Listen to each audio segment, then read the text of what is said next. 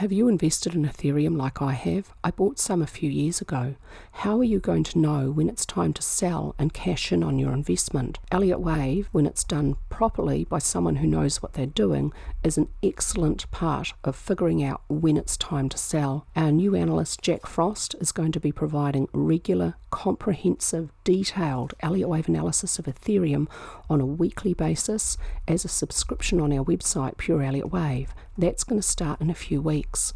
When we start that, we're going to launch that service with a grandfather rate to be offered only for 24 hours and never to be repeated. Sign up on our notification list to make sure you know when that rate is going to be offered and don't miss it. Click on the link below to get notified when we launch our new Ethereum Elliott Wave analysis with Jack Frost, fully supported by me, Lara Iriarty, CMT. Good morning everybody, this is Lara from Pure Elliott Wave with your Monday to Friday update for Bitcoin, Ethereum and XRP.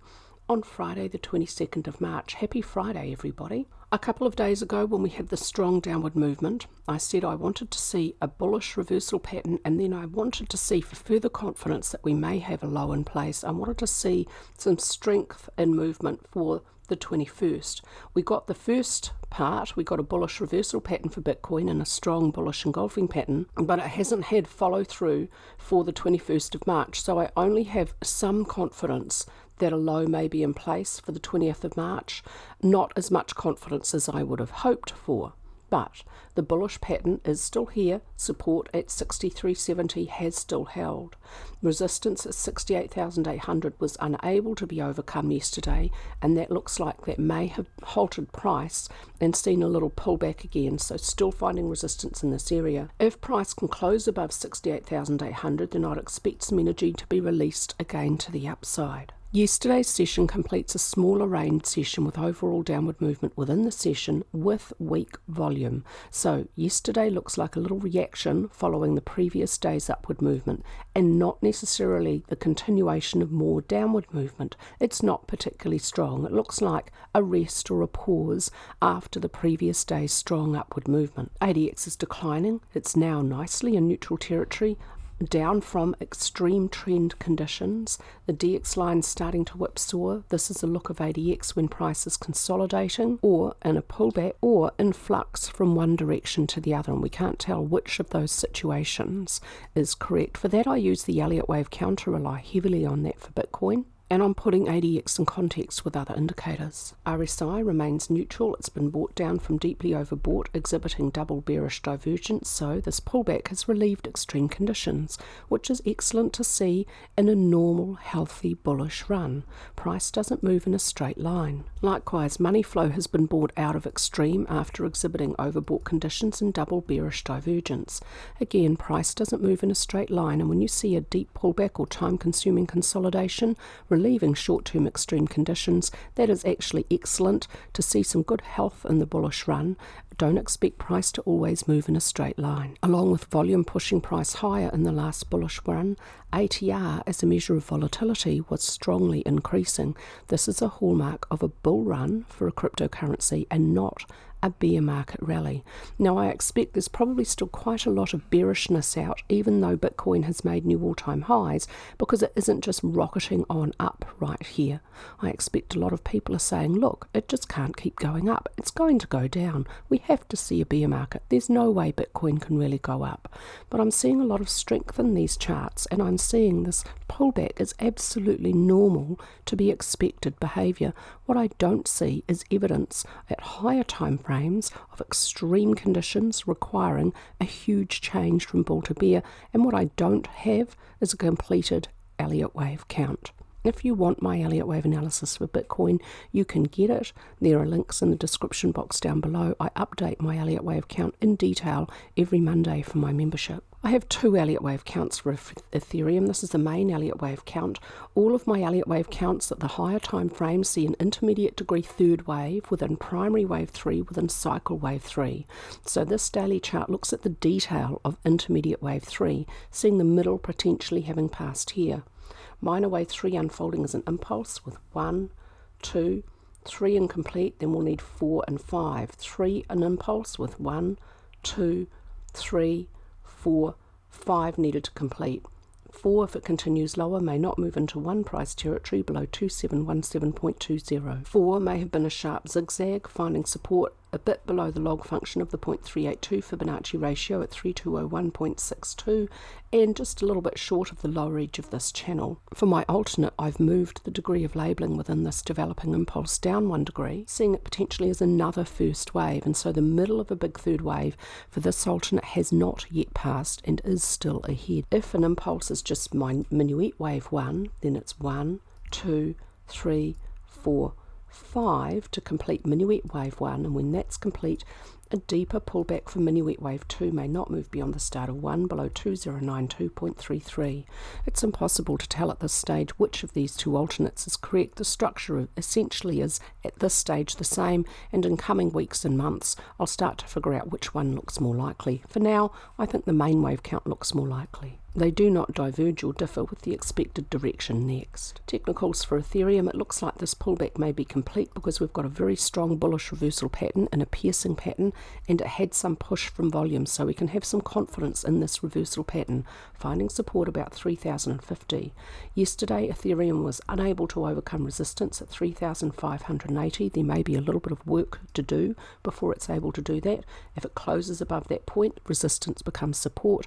We look for next resistance above at 4,200. I am expecting upward movement for Ethereum, but it does not move in a straight line. Look out for consolidations or pullbacks within the upward trend at identified areas of resistance. That's why I put these on this chart for you. That bullish piercing pattern has some support from volume. When you see support from volume for a crypto at a low, that is actually quite impressive, because they do have a tendency to be rather weak off their lows, which makes their lows very difficult to identify.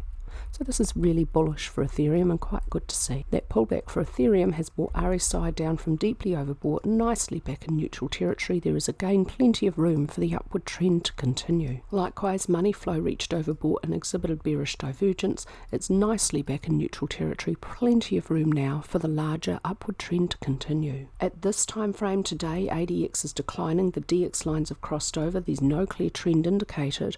For an upward trend to be indicated again at the daily time frame, ADX would have to increase and the positive DX line would have to cross back above the negative. But remember, for Ethereum at the weekly time frame, ADX does still indicate an upward trend. So for the short term at the daily, ADX is not indicating a trend because it's just been in a pullback.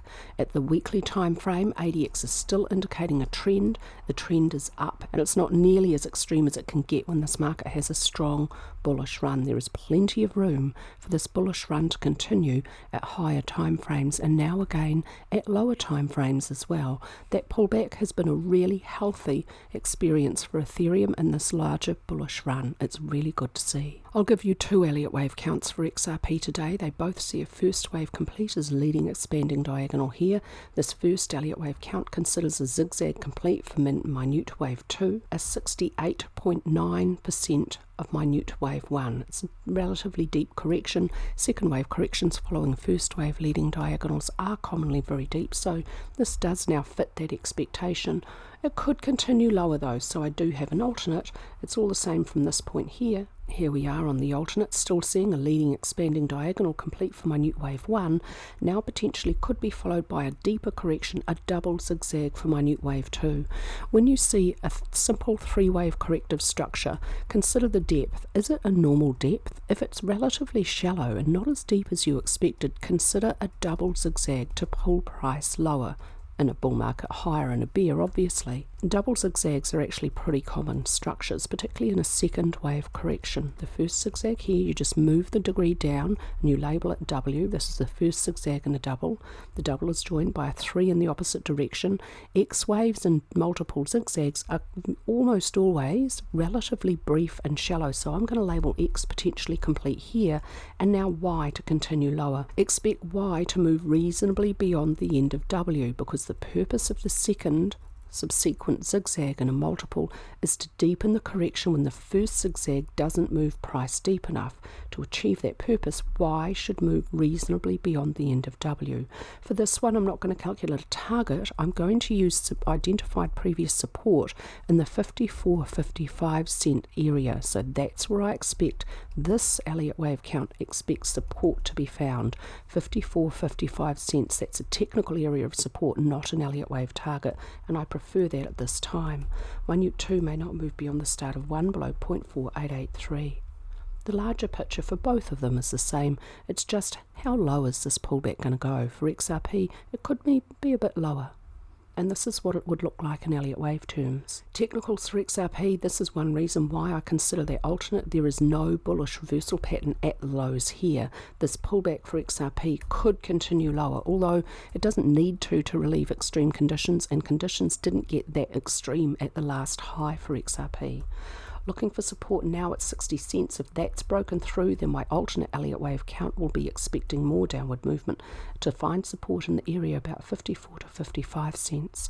Unable to break above resistance a few days ago at 0.675. If it can do so at the next test, then look for next resistance at 82 cents. A little bit of a push from volume yesterday for a little bit more upward movement. Yesterday, XRP was the strongest of the three, so that tends to support the main Elliott Wave count, which sees the pullback complete and the bullish run to continue higher next week. ADX is now at really low levels. It's nicely below 15, so it's too low to indicate a trend. The DX lines are whipsawing. We now wait for ADX to give us the strongest signal it can give. It'll do that when it rises above 15 with a positive slope. It'll tell us there is a new trend in a very early stage, and at that point, whichever DX line is on top will tell us the direction of the trend.